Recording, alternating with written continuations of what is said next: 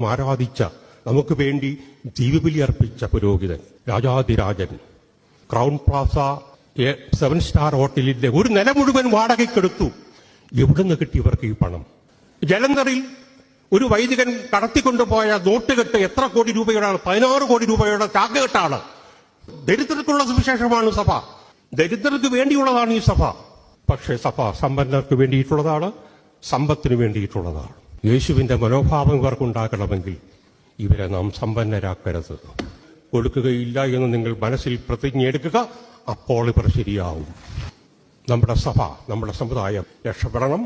അത് മെത്രാന്റെയോ വൈദികരുടെയോ ശക്തി കൊണ്ടല്ല, എന്റെ നിങ്ങളുടെ ആത്മായരുടെ ആത്മാഭിമാനം കൊണ്ട് മാത്രമാണ്. നിങ്ങൾ ശക്തരാവുക സഹോദരങ്ങളെ. നിങ്ങൾ അടിമവിശ്വാസികളല്ലാതാവുക. നിങ്ങൾ യഥാർത്ഥ ജീവനുള്ള ദൈവത്തെ സ്തുതിക്കുക.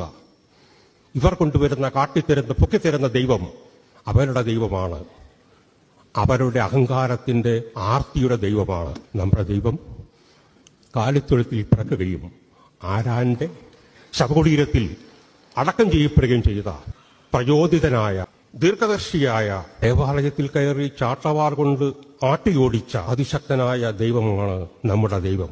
നന്ദി, നമസ്കാരം.